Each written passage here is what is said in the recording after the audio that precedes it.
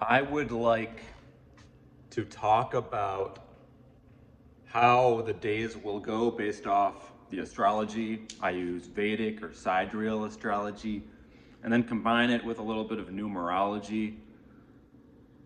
I look at the moon, especially, and then you also look at the other planets. You look at the sun, and there are these portions of the sky called nakshatras, 27 of them.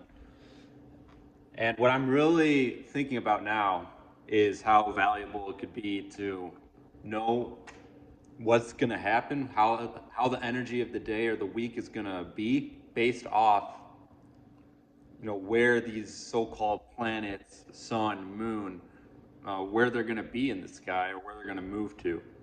So right now, the sun just moved out of Mula Nakshatra, which is in Sagittarius, and it just moved into Purva Ashada. So Mula is what starts off Sagittarius. It's all about uprooting. We pull from the roots, whatever we need to pull out so that we can transform, so we can change. It's all about transforming to bring freedom, breaking the illusions. And then once you get through Mula, you get through like that destructive part where you really got to go into the roots and just destroy whatever is not serving you. You move into Purva Ashada, which is about nurturing the seeds. Because now that you've uprooted, it's time to water the plants, nurture the seeds that you've planted, continue to water them, and then eventually you'll get to Uttara Ashada, because you have Purva followed by Uttara. Purva means before, Uttara means the later. So you get the later result after, where you put in the work in Uttara Ashada, which goes into Capricorn. Sagittarius is about inspiration. It's also about your belief systems. So right now, this is a good shift in my opinion. Mula is one of those demonic nakshatras. It has demonic tendencies. And the one before that was in Scorpio, called Jesta, which is about war and fighting to the ultimate death. I'm just trying to explain this in the simplest way that I can, because I'm really interested in Vedic astrology. Those are the two of the most diabolical nakshatras, or some of the harshest ones, in my opinion, based off what I've seen, what I've noticed. Once you get to this Purva Ashada, there is a little bit of more inspiration. It's not as diabolical or harsh. This is more, you nurture the seeds. There's still work to be done, because we go through Capricorn after this. But that's where the sun is. The sun was moved into Purva Ashada. Now the moon today, it's going through Ashwini.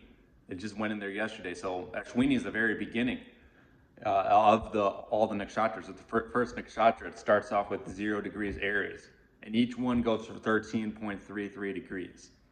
So it's from 0 to 13.33 Aries. It's Ashwini, and that's where the moon just went today. So this is like the sun just moved into a new nakshatra, and the moon is beginning its cycle at the very, it just got through Revati, which is the very end, and now it's back into Ashwini, the start. So this is like a new, fresh start, kind of. And it's interesting how the new year is coming, in a few days. So this is my interpretation of how the week is going to go today. You got the moon and Ashwini. It's a fresh start, kind of. You look at the life path of the day, which is not, the numerology and astrology are different, but I'm just bringing numerology in to, give somewhat of an explanation of, how the day could go. 5 life path day. You're going to have a lot of action and adventure, exploration. So there's going to be a lot of movement. So go explore somewhere new today. Do something different. And, tap into that emotional energy, being the 29th. Now tomorrow's a little different. The moon's going to go into Bharani, so you're going to have to bear the burden. With a 6th life path, it's more about focus on family. So not as much about just going out and exploring, but now bear the burden and make sure that you're communicating with family or people around you so that that burden doesn't become too overbearing. That leads into Wednesday, New Year's Eve, where there's going to be a lot of creative energy. You know, people want to go out and have fun on New Year's. 7 life path, 7, you know, you're going to, it's a genius. That's the number of like the genius. 7 life path. But you know, the 31st, the 3 plus 1 is 4. 4 is law and order. I'm good, and you know, what I got to say about that is, you know, that creative energy with the moon going into Rohini,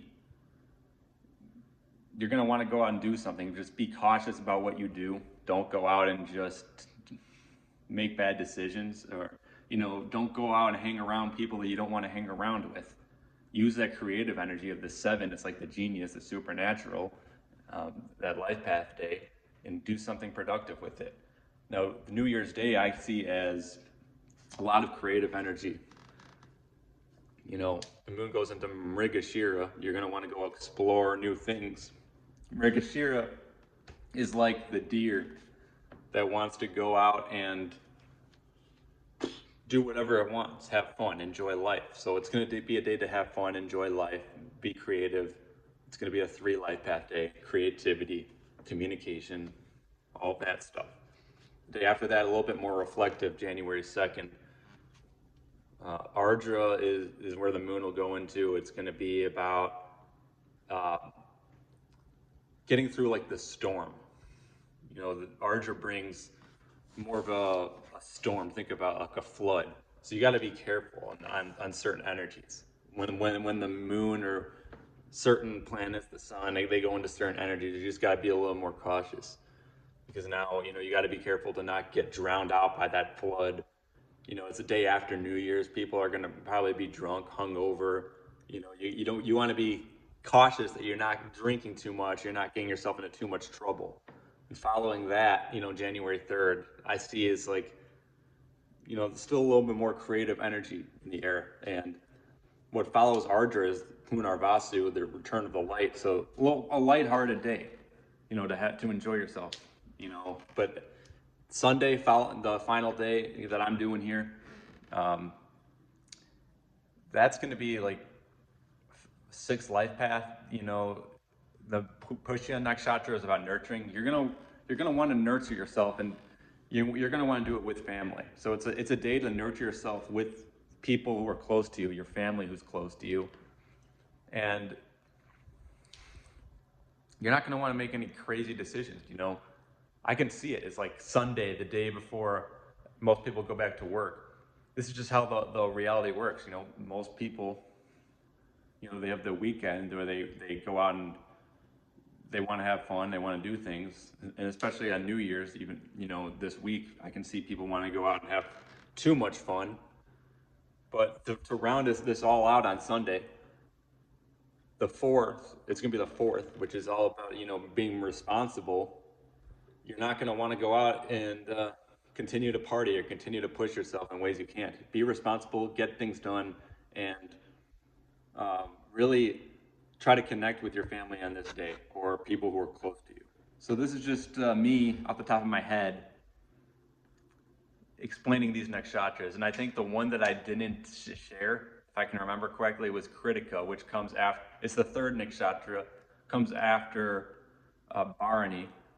So that would be Wednesday. That's like, what is Kritika? Kritika is, it's like this sacrificial fire. That if you want to look into it, go ahead. But Kritika, it's like Aries going into Taurus. It could be very passionate. It can be fiery. Just think of fire. So that'll be a Wednesday. But you know, I'm just giving off the top of my head how I see these days when I look into where the moon's going to be and where the sun's going to be. I'm just explaining what's going to happen. And I've tried this before, and it seems like it's at least somewhat accurate. So that's all I got to say for now. I'm going to continue to talk about Vedic astrology especially.